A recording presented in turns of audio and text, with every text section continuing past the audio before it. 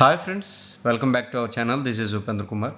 So ఈరోజు మనం చెప్పుకోబోయే టాపిక్ రబ్బర్ హార్డ్నెస్ చెక్ చేసినప్పుడు షోర్ హార్డ్నెస్ అని పిలుస్తూ ఉంటాము. సో ఈ టర్మ్ మనం ఎక్కువగా వింటూ ఉంటాము.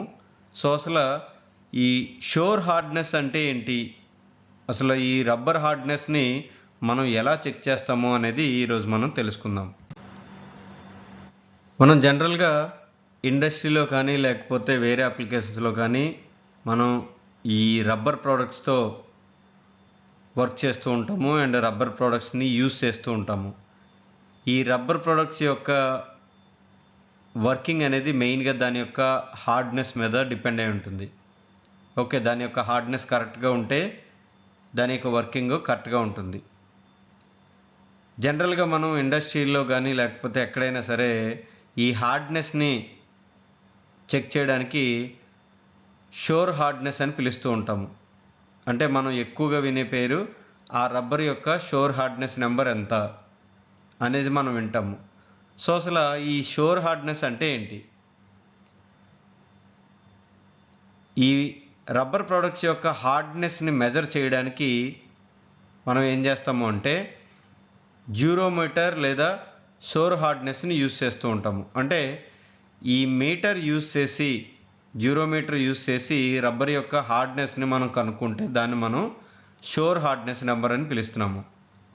ఓకే, దానికి పేరు ఎలా వచ్చింది అంటే ఈ మెథడ్ని కనుక్కున్నది ఆల్బర్ట్ ఫెర్డినాండ్ షోర్ అనమాట.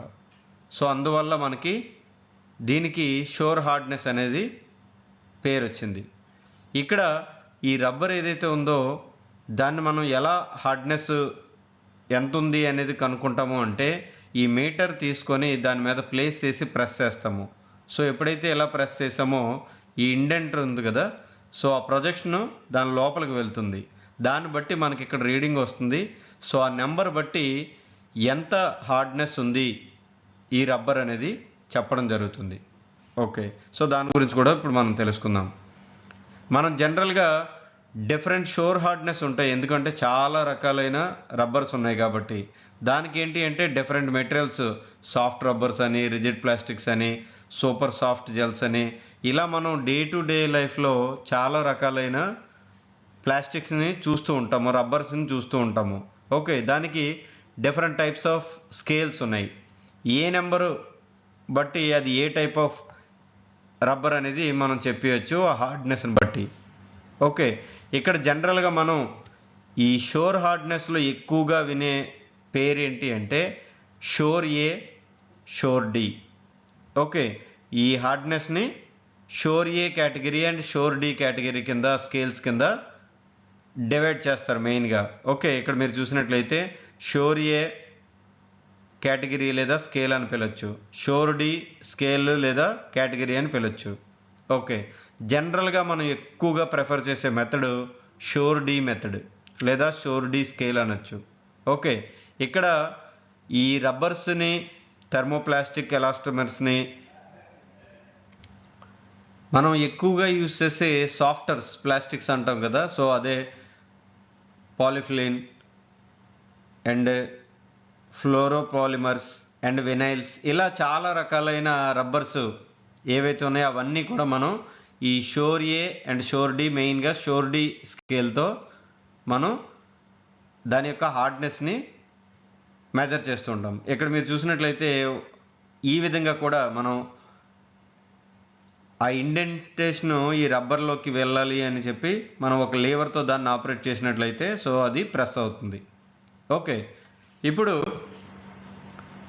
ఈ షోర్ హార్డ్నెస్ మనం మెజర్ చేయడానికి లేదా హార్డ్నెస్ మెజర్ చేయడానికి, రబ్బర్ హార్డ్నెస్ మెజర్ చేయడానికి మనం ఇంటర్నేషనల్ స్టాండర్డ్స్ని ఫాలో అవుతూ ఉండాలి. సో అదే మనకి IRHD, the international rubber hardness degree.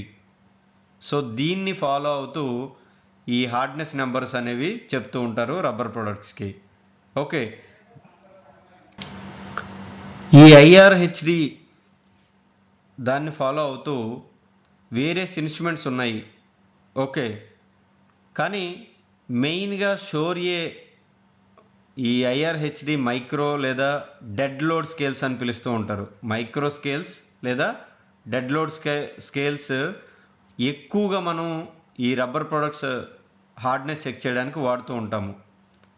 ఇంటర్నేషనల్గా మనం చూసుకున్నట్లయితే మెయిన్గా రెండు మనకి ఆ స్టాండర్డ్స్ ఉన్నాయి. ఒకటి ISO 48/1994. ఇదేంటి అంటే రబ్బర్ యొక్క ఫిజికల్ టెస్టింగ్ని ఎలా మెజర్ చేయాలి ఏంటి అనేది ఇది చెప్తుంది.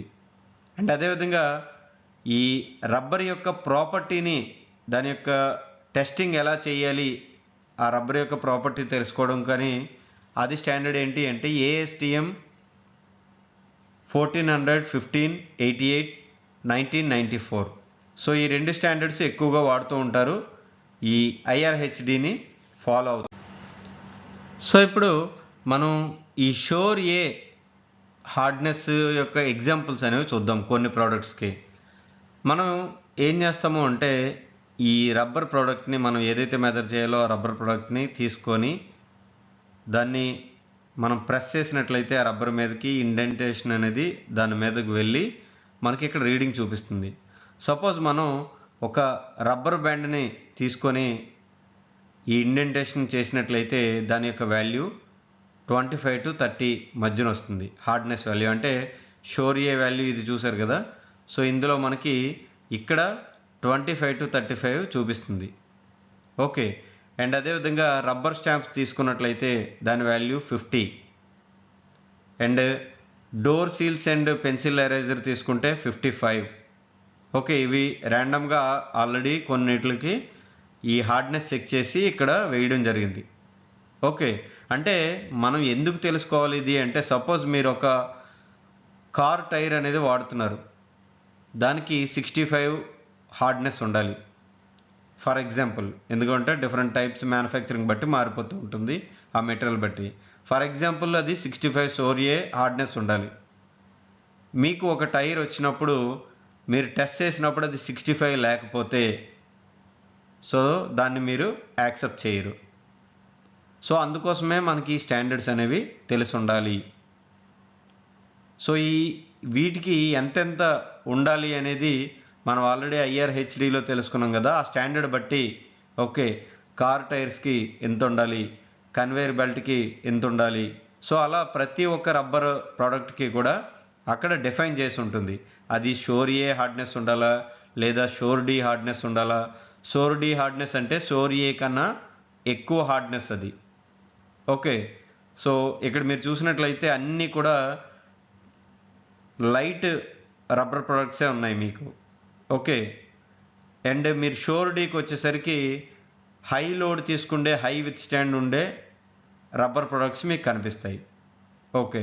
సో ఇక్కడ మనకు జనరల్గా ఏంటి అంటే ఈ షోర్ ఏ మీటర్ తీసుకుని ఆ రబ్బర్ ప్రోడక్ట్ మీద మనం ప్రెస్ చేసినట్లయితే మనకి రీడింగ్ చూపిస్తుంది. అండ్ డిఫరెంట్ ప్రోడక్ట్స్కి డిఫరెంట్ టైప్స్ ఆఫ్ హార్డ్నెస్ ఉంటుంది. మనం ఈ షోర్ ఏ ఈ మీటర్ దాన్ని బట్టి ఎంత వచ్చింది అనేది దాని యొక్క స్టాండర్డ్కి ఎగనిస్ట్గా మనం చెక్ చేసి అది ఓకేనా కాదా అనేది చెప్తాము. అది మనకి ఈ స్కేల్ అనేది మనకు చెప్పడం జరుగుతుంది. ఓకే. సో ఇప్పుడు నెక్స్ట్ షోర్ డి. షోర్ డి వచ్చేసరికి మనం ముందు చెప్పుకున్నాం కదా, షోర్ ఏ కన్నా ఈ షోర్ డి అనేది హార్డ్నెస్ ఎక్కువ ఉంటుంది దాని యొక్క రబ్బర్ ప్రొడక్ట్స్కి. మెయిన్గా చూసుకుంటే సాలిడ్ ట్రక్ టైర్స్ చాలా హార్డ్గా ఉండాలి. అండ్ హార్డ్ హ్యాట్, సో HDPతో జనరల్గా తయారు చేసింది హార్డ్ హ్యాట్ చాలా స్ట్రాంగ్గా ఉంటుంది. అండ్ ఈ గోల్ఫ్ బాల్స్ ఏవైతే ఉన్నాయో అవి, and computer tower casings. So ఇలా కంపేర్ టు మనం షోర్ ఏ హార్డ్నెస్తో పోలిస్తే ఇది చాలా ఎక్కువ ఉంటుంది. కానీ ఇక్కడ మీరు చూసినట్లయితే 50 షోర్ డి, 75 షోర్ డి, 80 షోర్ డి, సో వాటికన్నా ఇది తక్కువ ఉంది అని అనుకోవచ్చు మీరు. మెయిన్గా మనం షోర్ ఏతి ఆ షోర్ డి ఈ రెండిట్లకి స్కేల్కి మనం కంపేర్ చేస్తే షోర్ డిలో 6 స్కేల్ రీడింగ్ వస్తే అది షోర్ ఏలో 30తో సమానం. షోర్ డిలో 58 వస్తే రీడింగ్ షోర్ ఏలో 100తో సమానం. అంటే ఇక్కడ మనం సాలిడ్ ట్రక్ టైర్స్ ఎంత ఉంది, షోర్ డి వాల్యూ 50 ఉంది. అంటే మనం షోర్ ఏ వాల్యూ కంపేర్ చేసినట్లయితే ఈ షోర్ డి వాల్యూ నియర్లీ 50 కదా ఉంది. సో షోర్ ఏలో 100 రీడింగ్ వచ్చినట్టు. అంటే అంత హార్డ్నెస్ ఎక్కువ. సో ఇది దాని యొక్క shore A to shore D conversion. Okay, suppose మనము ఇప్పుడు సాలిడ్ ట్రక్ టైర్స్ మన దగ్గరకు వచ్చింది. సో మనం ఈ షోర్ డీతో చెక్ చేసాము, అది 50 షోర్ డి వాల్యూ రాకపోతే అంటే అది అంత హార్డ్నెస్ లేనట్టు, దాన్ని మనం యాక్సెప్ట్ చేయకూడదు. సో ఇలా మనం ఈ రెండు స్కేల్స్ని ఎక్కువగా యూజ్ చేసి ఆ రబ్బర్ యొక్క హార్డ్నెస్ అనేది చెక్ చేస్తాం. ఓకే, సో ఇది మనకి షోర్ హార్డ్నెస్ అనేది ఎలా కనుక్కుంటామో, ఆ షోర్ స్కేల్స్ అనేవి ఏంటి, షోర్ ఏ షోర్ డి అంటే ఏంటి అనేది మీకు అర్థమైందని అనుకుంటున్నాను. ఏమైనా డౌట్స్ ఉంటే అడగండి. మా ఛానల్ సబ్స్క్రైబ్ చేసుకోండి, షేర్ చేయండి, లైక్ చేయండి.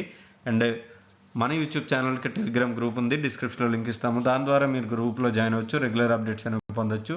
Thanks for watching.